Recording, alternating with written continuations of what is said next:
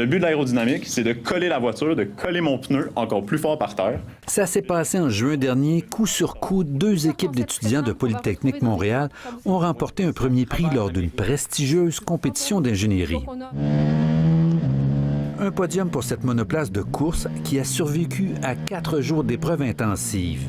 Un autre pour cette fusée qui atteint 3500 mètres de hauteur et une vitesse de 750 km/h. Dans les 2 cas, on parle d'un véritable marathon pour les participants.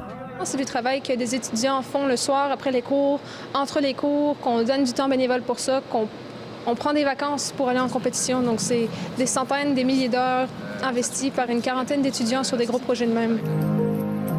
Des centaines d'universités participent à ces compétitions très relevées qui haussent la barre un peu plus haut chaque année. C'est pour ça qu'on fait énormément de testing avant d'aller en compétition. On s'assure que tout ce qui peut briser ou tout ce qui peut arriver sur l'auto, on le fait arriver avant d'être rendu là-bas. On répare, on trouve des solutions à nos problèmes. Puis après ça, on peut performer rendu là-bas. Les étudiants doivent construire le prototype pièce par pièce en améliorant les modèles des années précédentes et tout en renouvelant constamment leur équipe. Chaque année, on recommence le processus. Donc, en septembre, on accueille les nouveaux, on leur apprend les bases des fusées, puis c'est parti pour la compétition. Et que vous avez, en fait, au sein de ces équipes, une rotation d'environ 1/4 du personnel chaque année. Et donc, vous avez toute une gestion de la connaissance acquise qu'il faut faire année après année et transmettre finalement cette connaissance aux générations suivantes.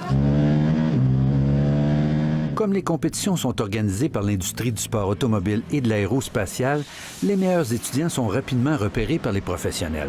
La plupart des compagnies sont là, puis les gagnants, évidemment, les équipes gagnantes sont visitées par les compagnies pour recruter. Là. Donc, c'est des belles opportunités pour les membres de l'équipe et pour moi-même. Le secteur de l'aérospatial, maintenant dominé par le privé, semble particulièrement prometteur. Je pense qu'une grande majorité d'entre nous aimerait ça, travailler dans ce secteur. Puis c'est sûr que ça n'a pas été facile dans le passé, mais c'est vraiment un domaine qui s'ouvre. Puis c'est le bon moment pour graduer dans ce domaine. Ici Normand Grondin, Radio-Canada, Montréal.